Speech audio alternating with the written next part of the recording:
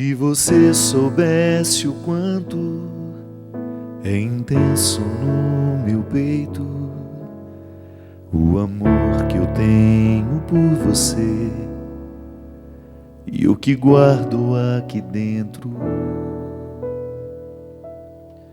Se você voltasse sempre, se houvesse intimidade, certamente deixaria de implorar por outro amor.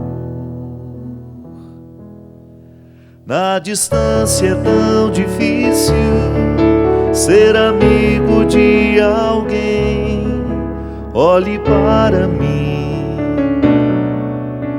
preciso lhe dizer que eu espero por você. Não me canso de esperar, a porta aberta eu vou deixar. Se quiser, pode voltar, e eu espero por você. Não me canso de esperar, meu coração se alegrará quando você se aproximar.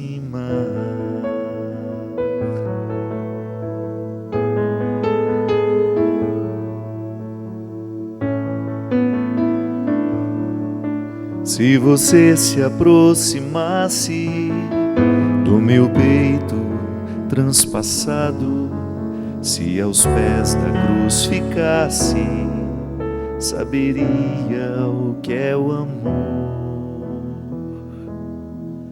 Se o amor que me ofereces é tecido de palavras, eu lhe estendo os meus braços, mostro em gesto que é o amor.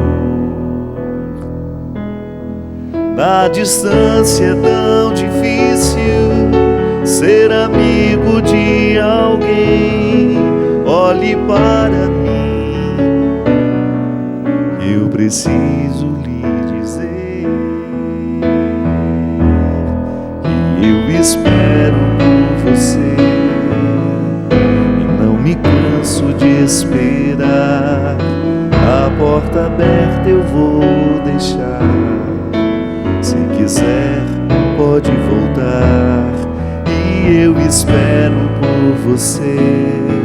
E não me canso de esperar, meu coração se alegrará quando você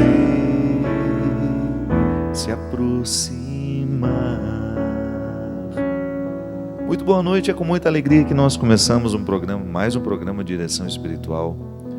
Obrigado pela oportunidade de entrar na sua casa, de estabelecer com você este momento de comunhão para falar daquilo que nós acreditamos. E para mim é muito importante isso, eu sempre digo que a oportunidade de fazer o programa Direção Espiritual é falar sobretudo aquilo que eu preciso me recordar diariamente. Não estamos prontos? Aquilo que eu partilho com vocês é a dinâmica da minha vida cristã também. Hoje a gente começa com essa música nos lembrando que Deus não se cansa de nos esperar. Você sabe que como padre, um grande desafio que eu tenho é justamente convencer as pessoas de que elas são amadas por Deus. Nós acreditamos muito na nossa miséria. Nós prestamos atenção demais nas nossas misérias. Não que isso seja ruim. Prestar atenção nas misérias não é nenhum problema, pelo contrário, a gente fica atento. O problema é quando a gente só presta atenção nas misérias e a gente não dá um passo na direção da superação delas, que é justamente acreditar que Deus nos ama mesmo assim. A gente só é capaz de superar uma fraqueza quando nós somos amparados de maneira amorosa por alguém. E o que é interessante é que o amor do outro nos ajuda a viver a dinâmica do amor próprio. Quando eu sou amado por alguém, eu reforço as minhas reservas de amor próprio. E é por isso que a boa nova consiste em apresentar às pessoas a pessoa de Jesus. todo e qualquer processo de evangelização começa por apresentar Jesus à pessoa. Você sabia que Deus se encarnou, viveu entre nós, num homem chamado Jesus, que causou uma profunda revolução no seu tempo? Sabia que essa revolução foi causada justamente porque ele tinha coragem de amar os miseráveis, de incluir os que estavam julgados à beira do caminho? Aliás, boa parte das histórias que você vai conhecer de Jesus através dos evangelhos, que são 4 evangelhos, Lucas, Mateus, João e Marcos, as histórias que você vai encontrar aqui, que nos revelam quem é Jesus, muitas delas são contadas à beira de alguns caminhos. Jesus não ia para algum lugar. O mais importante não era chegar, era por onde ele passava e com quem ele se encontrava. O Evangelho está cheio de narrativas assim, de Jesus encontrando pessoas que estavam à beira do caminho. Como o cego Bartimeu. Não sabemos quantos anos ele passou ali à beira do caminho. O certo é que aquele homem já estava acostumado em ser julgado fora. Ele pertencia à periferia social. Ele estava apartado por causa da cegueira. Porque era cego, ele não podia tomar um caminho. Ele não podia seguir. Então, ele ficava ali, à beira do caminho, ouvindo quem passava. Ele não via quem passava, ele ouvia. E ele não podia ir a lugar nenhum, porque estava cego. E essa cegueira, a parte que ele vivia por ser cego, era muito reforçado também pelo discurso religioso do seu tempo, que compreendia a enfermidade como uma maneira que Deus tinha de dizer que não estava muito satisfeito com aquela pessoa. Uma enfermidade que dá ao religioso o direito de não querer o outro por perto. Uma injustiça legal, né? Legalizada. Um desamor legalizado que a religião permitia. Aquele homem que estava à beira do caminho, de repente ouve a voz de Jesus. E não pensa 2 vezes. Manifesta o desejo de encontrá-lo. Imediatamente alguém diz para ele: cala a boca, não perturbe. Mas de repente uma outra voz diz o contrário: levanta-te, coragem, vai até ele. E o Evangelho diz que ele saltou, se desenrolou do seu manto. Primeiro ele se desenrola do manto, salta e corre ao encontro de Jesus. Tão significativo esse desenrolar do manto, né? Como se ele estivesse jogando fora toda a estrutura que o mantia preso à beira do caminho. Neste manto, todo o preconceito das pessoas, todas as justificativas que este homem já havia acreditado, que lhe fixavam naquele lugar. Sim, porque vai indo, a gente acostuma. A gente se acostuma com a escravidão, a gente se acostuma com o abandono, a gente acha que a gente merece aquilo mesmo. Certamente todas as falas que foram ditas a este homem provocaram este envolvimento que está no manto. O manto travava este homem no chão. E é interessante, né? Se você está enrolado, você não tem como sair, saltar. Você precisa primeiro desenrolar o manto, para depois você ter coragem, condições de dar um salto. Então o Evangelho diz que primeiro ele se livrou do manto que o amarrava. E então ele dá um salto e caminha na direção de Jesus. E estando diante de Jesus, ele escuta uma pergunta tão óbvia. Jesus olha para ele e diz: o que queres que eu te faça? E aquele homem só queria uma coisa. Ele queria enxergar. Ele queria ter o direito de voltar a enxergar. Porque se ele voltasse a enxergar, ele poderia retomar o caminho. Ele poderia sair da beira do caminho, o não lugar, o lugar para onde não se vai, de onde não se sai. Quem está à beira do caminho não está indo a lugar nenhum. Mas ao ser curado, ele sabia que ele poderia voltar à estrada e encontrar um lugar para onde ele ir. O cego já tinha se tornado mendigo também. Porque por ser cego não podia trabalhar, não tinha como buscar o seu próprio sustento. A cegueira havia desencadeado a mendicância. E ele sabia que se voltasse a enxergar, ele perderia a escravidão do manto, ele sairia da beira do caminho, ele deixaria de ser mendigo, ele retomaria a sua dignidade. Que a dignidade não vai embora da gente, mas ela fica adormecida, né? Por causa da vida que a gente vai levando, a gente esquece que a gente é digno. É o poder do pecado na nossa vida. Ele não retira a nossa dignidade, porque é irrenunciável. A dignidade humana não pode ser retirada nem quando eu me torno um criminoso. Ela não sai de mim, mas ela fica ofuscada. E ofusca sobretudo a consciência. A ação do diabo em nós é aqui, é na mente, né? Ele vai possuindo o nosso pensamento.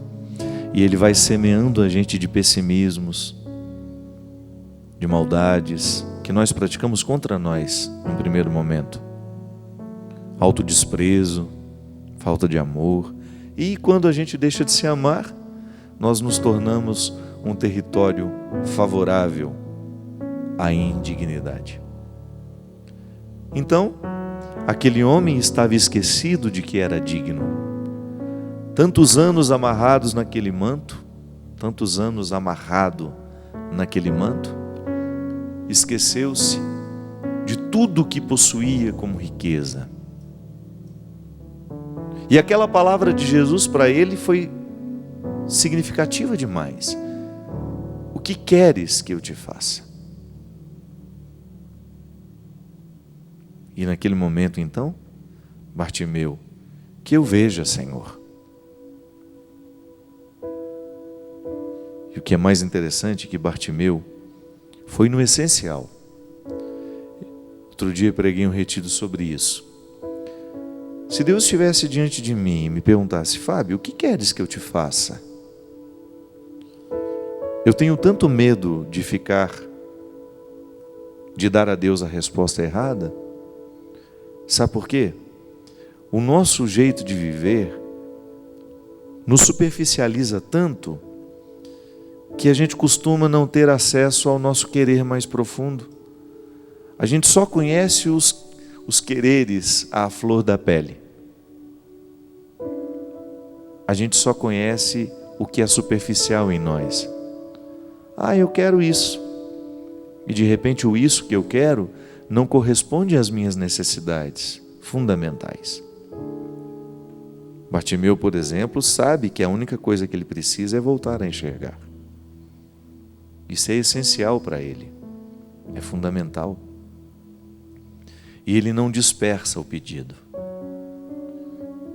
Ele vai no fundamental. E então ele descobre que porque está pedindo no fundamental, aquilo que ele de fato precisa, Deus não lhe nega. Porque Deus não é um pai que fica fazendo o que os filhos pedem, as paixões, né? Ou os caprichos, não. Toda vez que eu peço a Deus uma realidade que não é para mim, Ele vai me negar. E eu posso até duvidar do amor dele por mim, porque me negou aquilo, mas o próprio tempo vai se encarregando de me mostrar que aquilo que Deus me negou era apenas uma prova de amor. Eu preciso ficar muito atento àquilo que peço a Deus. Sim, porque eu, quando estou movido pela superficialidade do querer, eu peço a Ele apenas aquilo que quero e não o que de fato preciso. E querer precisa estar unido à minha necessidade. Por isso que eu digo que é preciso quebrar todas as barreiras que me separam do verdadeiro querer, daquilo que de fato eu preciso e quero. Em Bartimeu, o olhar de Jesus, a palavra de Jesus, quebra radicalmente todas as estruturas e vai no fundamental dele. É porque esse homem estava tão mergulhado na miséria, minha gente, que não havia tempo para a futilidade. Ele não pediu para ficar rico, ele não pediu uma casa na praia, ele não pediu o supérfluo. Ele pediu só para voltar a enxergar. Porque se ele voltasse a enxergar, tudo lhe seria dado por acréscimo. Voltar a enxergar era o milagre original que poderia gerar muitos outros depois. Mas era a origem de tudo, ele precisava enxergar. Porque se ele voltasse a enxergar, ele teria condições de sair da beira do caminho. E aquele gesto amoroso de Jesus disse a ele justamente o que essa música diz a nós hoje: que Deus espera por nós, que Deus precisa nos dar aquilo que a gente quer, aquilo que a gente precisa, mas nós precisamos desenrolar o manto que muitas vezes nos impede de chegar até Ele, o manto que muitas vezes nos prende, que nos condiciona, que nos priva de dar o salto que vai nos colocar diante do Senhor. É interessante porque Bartimeu não enxerga, ele não sabe para onde ele deve correr, mas ele ouve a voz de Jesus. Ele não vê onde Jesus está, mas ele ouve. Tanto é que o Evangelho diz: ouvindo a voz de Jesus, o cego Bartimeu começou a gritar: Jesus, filho de Davi, tende piedade de mim. Em Bartimeu a fé chega pelo ouvido. Ele acreditava que Jesus podia curá-lo, mas ele não via, ele só podia ouvir. E o que é interessante é que Bartimeu certamente já tinha escutado falar de Jesus. Ele já conhecia o poder de reintegrar que Jesus tinha. Ele jamais iria querer se aproximar de um líder religioso se ele tivesse ainda em dúvida que esse líder religioso poderia rejeitá-lo da mesma maneira como ele foi rejeitado por todos os outros que passaram pela sua vida. Porque se Bartimeu continuava à beira do caminho, é porque ele ainda não havia encontrado um líder religioso que o reintegrasse. Então, para ele se encorajar e gritar pedindo a ajuda de Jesus, é porque ele já conhecia a fama que Jesus tinha de trazer para perto dele os piores, os rejeitados, os doentes, os miseráveis, os pecadores. Sim, porque naquela época doença e pecado tinham o mesmo significado. A doença era uma manifestação do pecado. Então Bartimeu sabia muito bem. Quando ele escuta a voz de Jesus, ele sabia muito bem que ali estava alguém com quem ele poderia contar. Alguém que poderia fazer diferença na sua vida. Que pudesse oferecer aquilo que ele precisava. E que estava expressa no seu querer. Porque ele queria o fundamental. O sofrimento já havia curado tanto Bartimeu, que ele já estava prontinho para a cura física dos olhos. Certamente aquele tempo à beira do caminho, que amarrou Bartimeu em um contexto de segregação, havia colocado no coração daquele homem todos os atributos necessários para ter coragem de dar aquele salto, desenrolar-se no manto, dar aquele salto e caminhar na direção de Jesus com o seu querer à flor da pele. O querer mais profundo manifestado à flor da pele. O querer mais profundo, fundamental, elementar, na ponta da língua, que queres que eu te faça, que eu veja, Senhor, sem titubear. Eu fico pensando, sabe, que muitas vezes nós não sabemos nem o que nós queremos. Ficamos sim à beira do caminho, ficamos amarrados nos nossos mantos, nas nossas segregações, na nossa falta de amor, mas isso não é o suficiente para nos amadurecer. Perdemos pessoas, perdemos estruturas, mas isso ainda não é o suficiente para nos amadurecer, para nos fazer chegar à consciência do que de fato queremos, para nos colocar no caminho do fundamental, sabe? Tenho medo de que o nosso sofrimento seja em vão e que ele só nos amargure, não nos amadureça. Que ele não provoque a maturidade que provocou em Bartimeu, para colocá-lo com condições, capacidade de dizer ao Senhor o que ele de fato queria. Tenho vergonha às vezes da oração que faço a Deus, do que peço, porque não corresponde à minha necessidade. Corresponde às vezes aos meus caprichos, às minhas paixões vãs, quando na verdade eu preciso saltar para estar diante do Senhor e pedir a Ele o que eu quero, mas o querer mais profundo que está ligado àquilo que eu necessito. Então, há duas formas de responder. Senhor, que queres? Desculpe-me. O que queres que eu te faça? O Senhor me pergunta. Eu posso responder a Ele a partir de um querer superficial que não corresponde ao que eu diz, ao que eu preciso, ou eu posso responder a partir de um querer que já está à flor da pele, porque já foi muito metabolizado, compreendido, fruto do sofrimento, da luta, da maturidade, que me traz isso na ponta da língua. Senhor, que eu veja. E neste veja, nós colocamos todas as necessidades do nosso coração, para a gente se tornar uma pessoa melhor. Que eu seja fiel, Senhor. Que eu seja verdadeiro. Que eu seja justo. Que eu deixe de ser ciumento, possessivo. Que eu deixe a mentira. Que eu deixe o apego. Que eu me liberte de tudo aquilo que me priva de ser quem eu posso ser. De todas as realidades que me colocam à beira do caminho. Que eu me liberte, Senhor, da minha infantilidade, da minha maldade, da minha crueldade.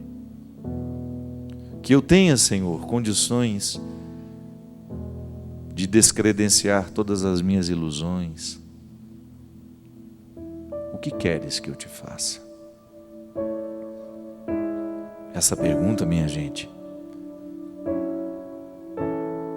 saber responder a ela faz toda a diferença na nossa oração. Porque Deus continua falando conosco através de Jesus, da mesma forma como falou com Bartimeu, de maneira muito humana. Por isso o mistério da encarnação continua agindo em nós, porque ele é humano, uma linguagem humana escrita aqui na Sagrada Escritura. Eu tenho contato com o Verbo encarnado aqui. Deus encontrando um outro homem, da mesma maneira como um amigo encontra outro amigo.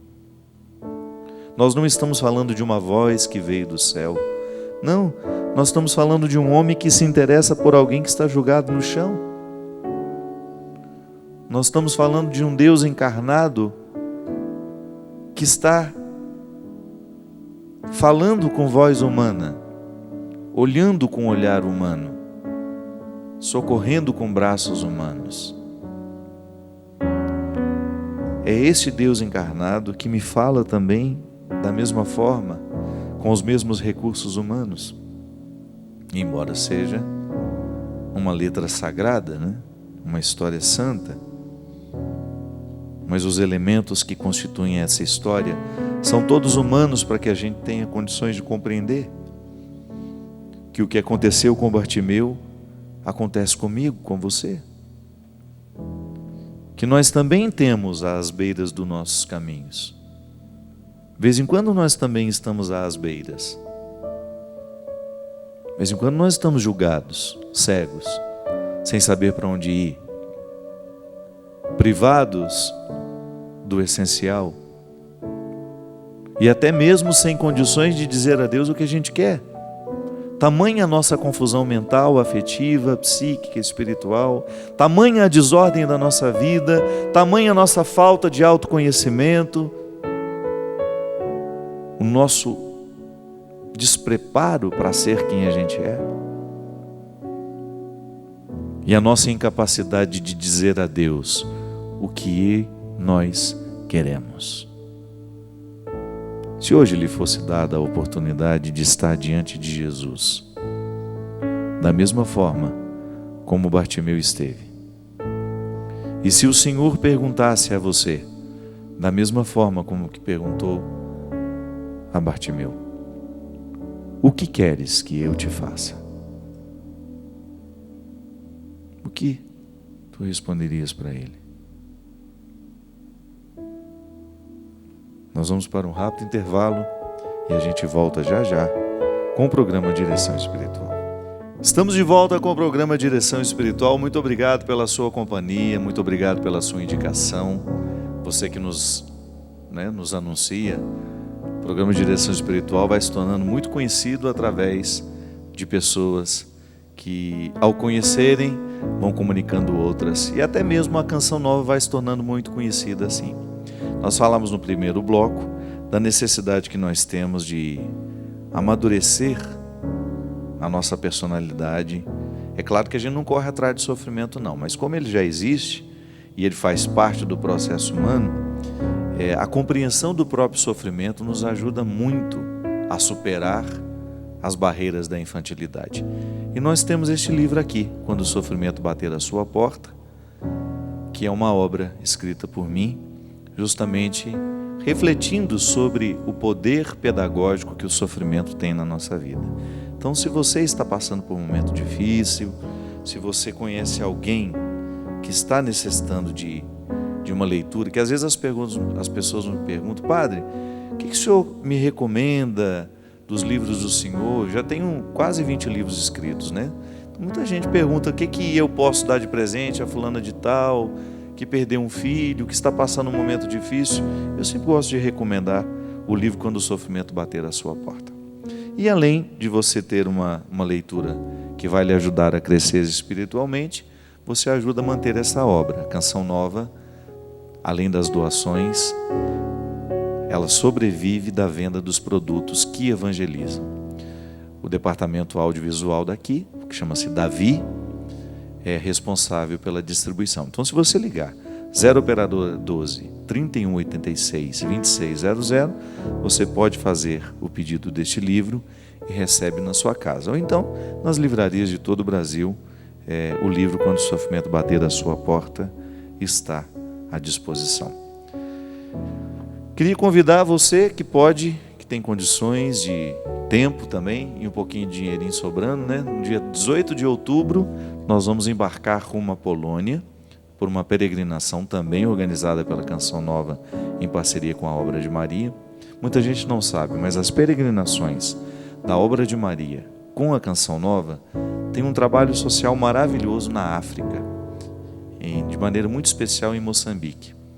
Você que já peregrinou com a Obra de Maria em parceria com a Canção Nova, já ajudou essas obras.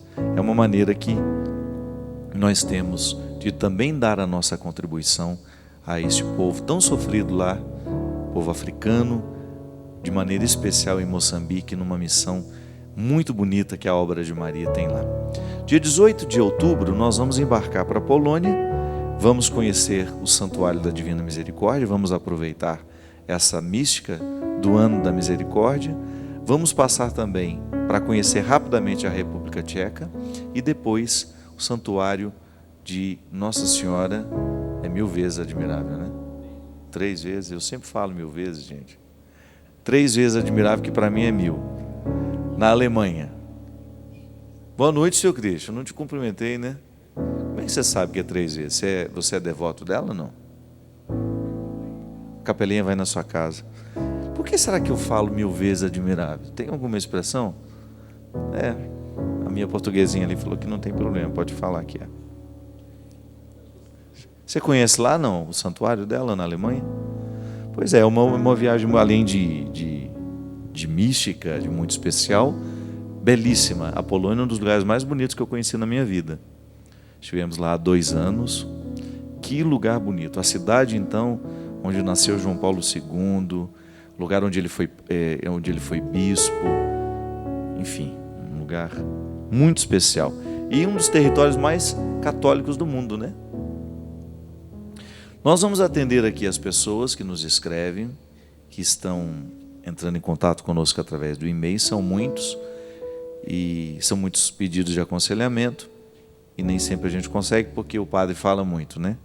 Ele responde pouco e fala muito, mas é o formato que a gente faz. A Canção Nova tem muitos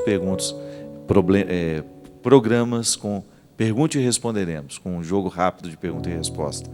Aqui no programa de Direção Espiritual a gente prefere a reflexão mais demorada, com menos perguntas. Padre Fábio, tem uma dúvida. Para São Paulo, Adão personifica a humanidade caída e Cristo personifica a humanidade redimida. Já que Adão personifica a humanidade desobediente, pecadora e que morre, Deus só podia resolver o problema da carne pecaminosa enviando seu Filho em total solidariedade e identidade com a humanidade na sua existência sob os poderes do pecado e da morte. Pela desobediência de um só homem, todos se fizeram pecadores.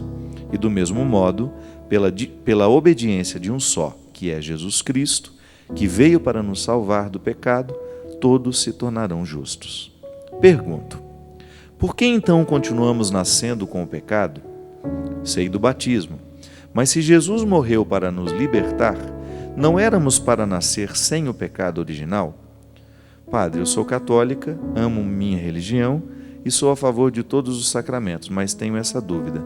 Por gentileza, esclareça-me. Pergunta inteligente, né? Da Silvia. Silvia, na verdade, nós pertencemos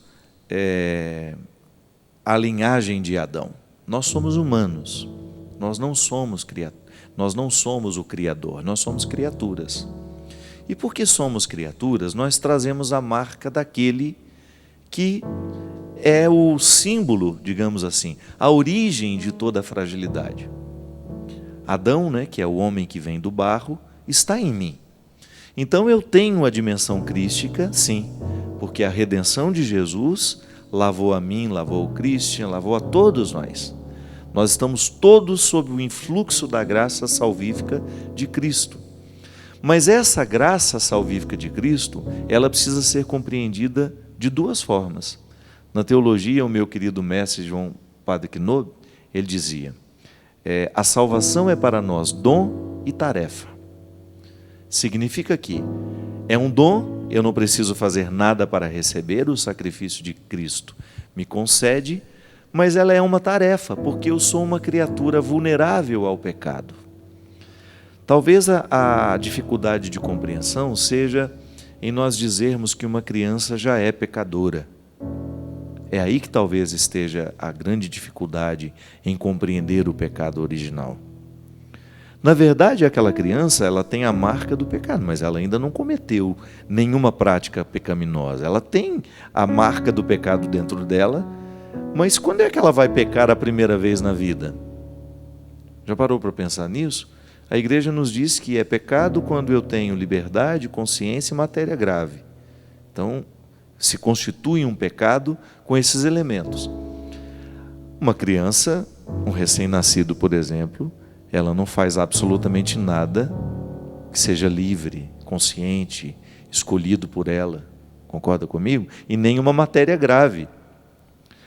Agora, quando nós dizemos que essa criança é pecadora, é porque ela traz em si essa fragilidade original. E quando nós a batizamos, nós mergulhamos essa criança no dom da salvação que Jesus nos oferece. Mas isso não é uma mágica. Ah, batizou, está salvo. Não. Volto a dizer, a salvação é dom e é também tarefa.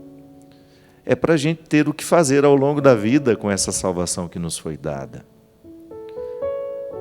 Aqui no início do programa, Silvia, nós dizíamos que o cego Bartimeu ficava à beira do caminho.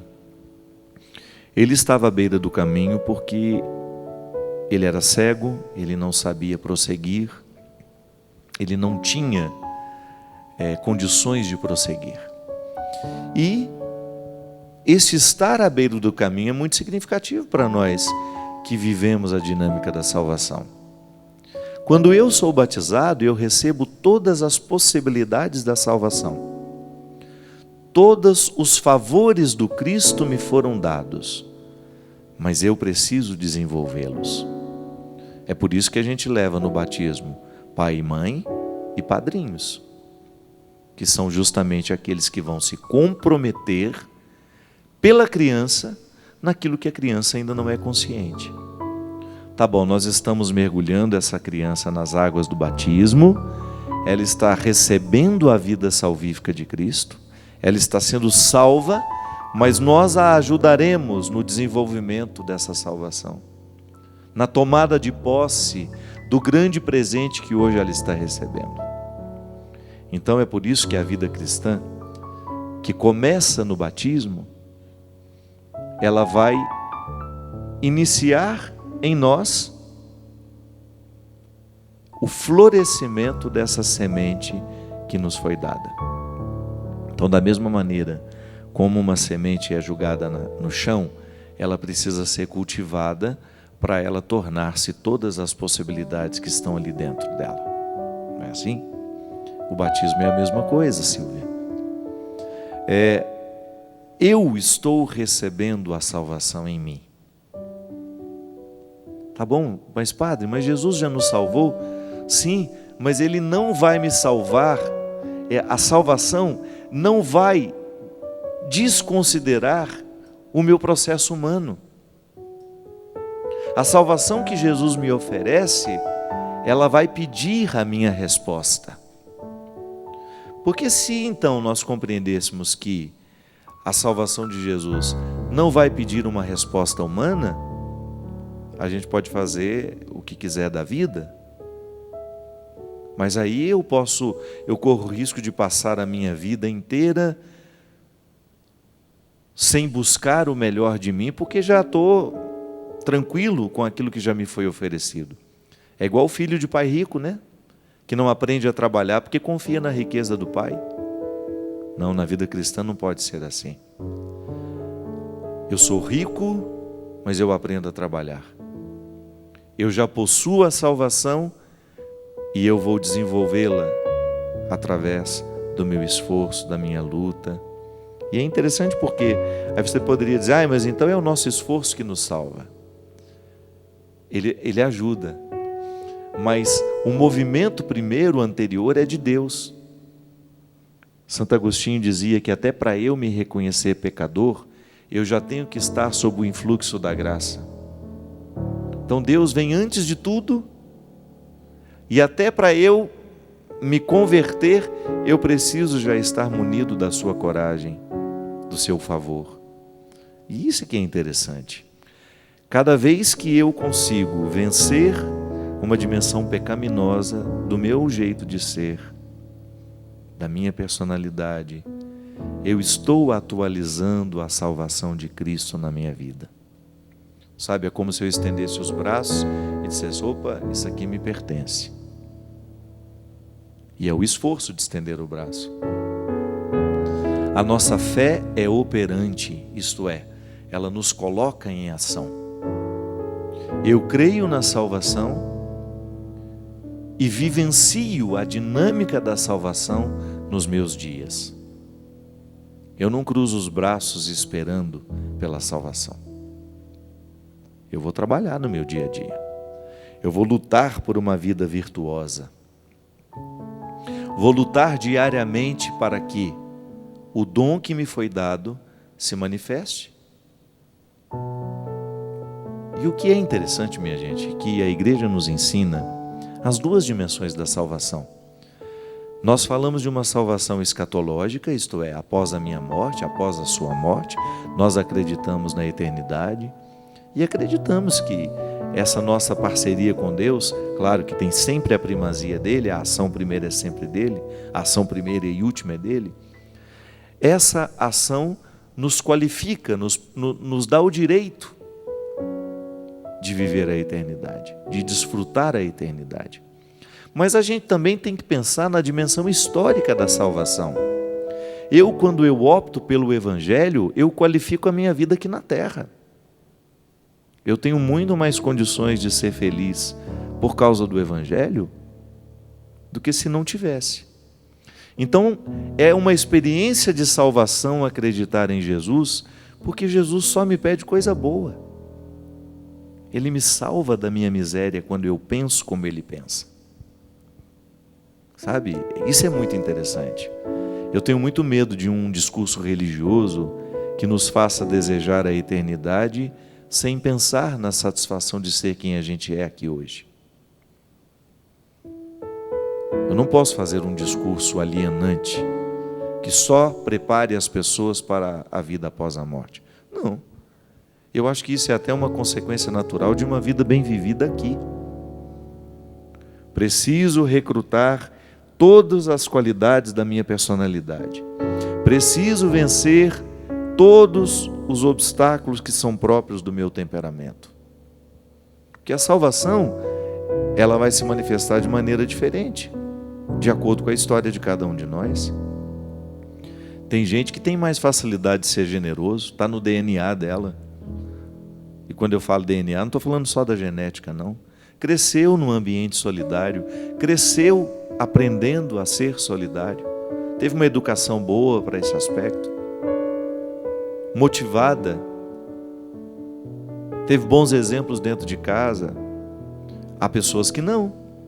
Há pessoas que nascem num contexto onde a generosidade é escassa.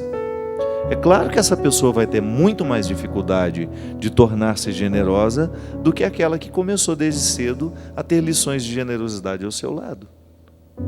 Esse é o DNA que eu falo, né?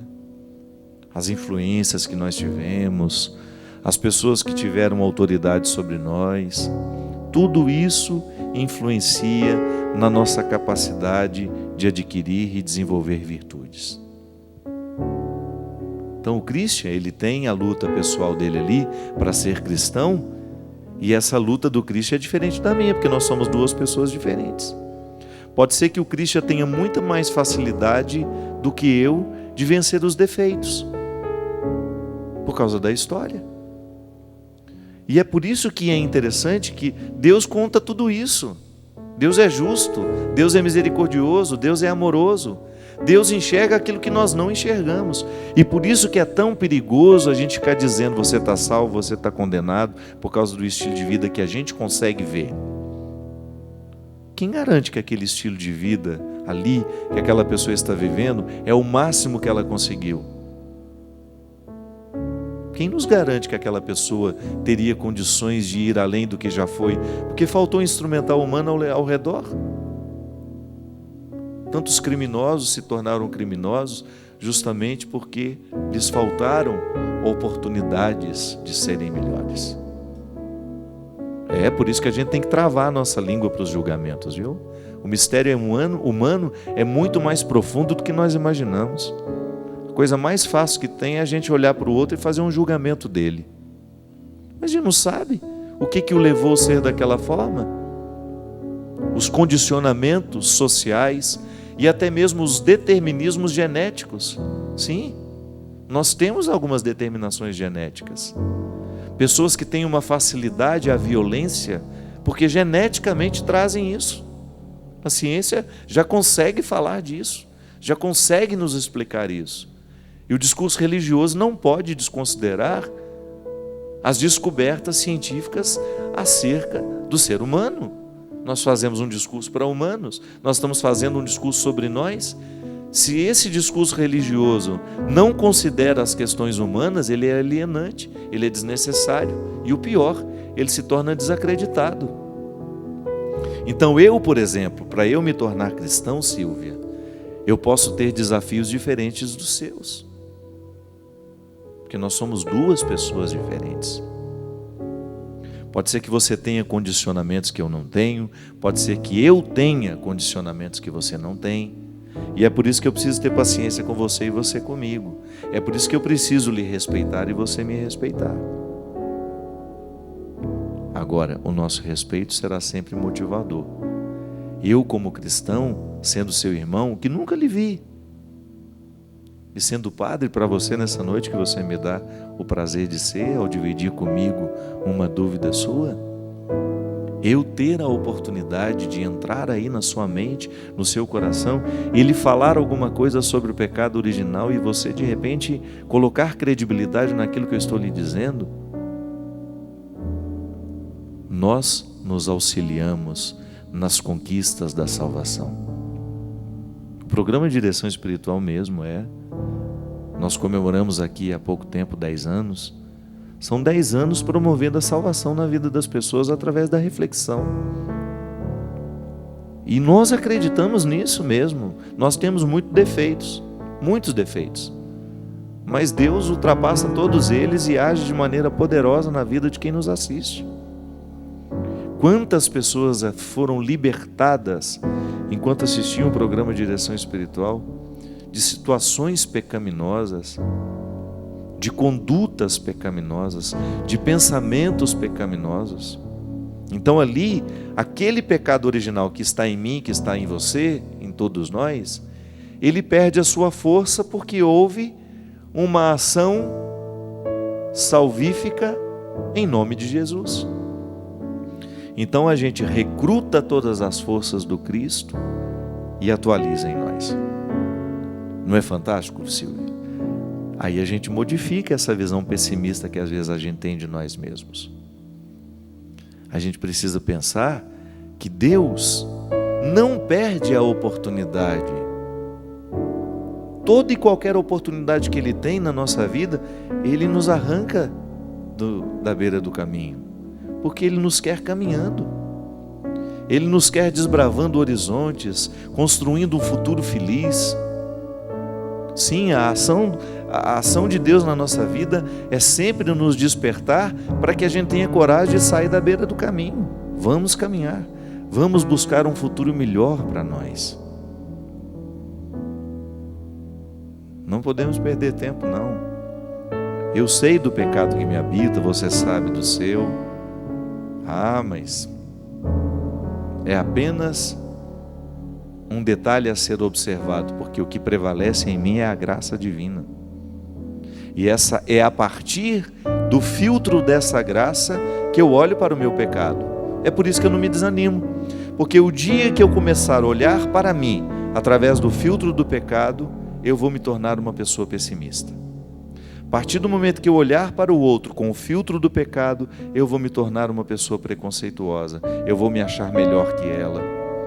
Agora, se eu coloco o filtro da graça de Deus, da ação salvífica de Jesus, eu começo a ter uma visão diferente da minha miséria.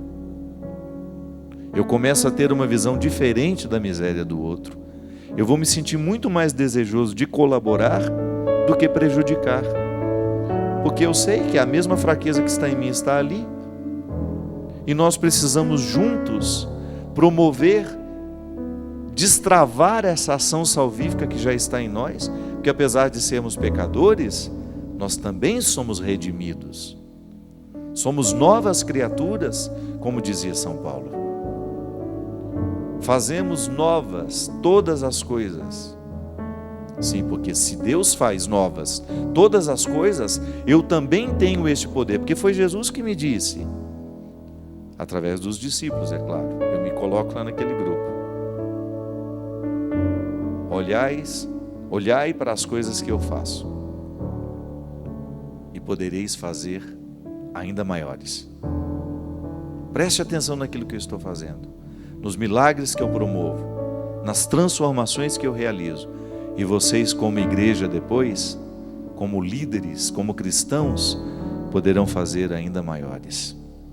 Não é fantástico isso? Então, essa conversa é comigo e é com você, viu? Que está aí à beira do caminho também. Que às vezes é muito parecido com Bartimeu. Cego, enrolado no manto, reclamando da vida. Não. Deus lhe quer na luta, buscando o seu espaço no mundo. E o mais bonito, fazendo ir com você aqueles que estão parados. Porque depois que a gente é transformado, nós não vamos ficar indiferentes àqueles que estão à beira do caminho. Onde existe um ser humano transformado, ali ele estará transformando também. Porque Deus age em mim assim. Ele transforma a minha vida e me motiva a transformar a vida de quem passar pelo meu caminho. E se hoje você passou, eu tenho a graça de arrancar o manto com você. Sim, porque eu também vivo assim às vezes, amarrado no manto dos meus preconceitos, dos meus medos, do meu pecado, da minha cegueira. E aí, a gente dá um salto, caminha na direção de Jesus, olha nos olhos dele e escuta a frase: o que vocês querem que eu faça a vocês? Que a gente veja, Senhor, que a gente ande, que a gente seja curado das nossas misérias, do nosso pecado. Porque se assim for, nada mais nos faltará. Muito obrigado pela sua companhia. Obrigado pela oportunidade de retirar os mantos do meu coração e de ajudar você também hoje, nessa noite, através dessa reflexão, a arrancar os seus também. Não se prenda. Não permita que os determinismos da vida, do olhar do outro, dos preconceitos, lhe privem do que Deus reserva para você. Derrame sobre nós a bênção e a proteção do céu, do Deus Todo-Poderoso, Pai, Filho e Espírito Santo. Amém. Até a semana que vem, se Deus quiser. Na distância é tão difícil ser amigo de alguém. Olhe para mim, preciso lhe dizer que eu espero por você e não me canso de esperar. A porta aberta eu vou deixar, se quiser pode voltar. E eu espero por você, não me canso de esperar. Meu coração se alegrará quando você se aproxima.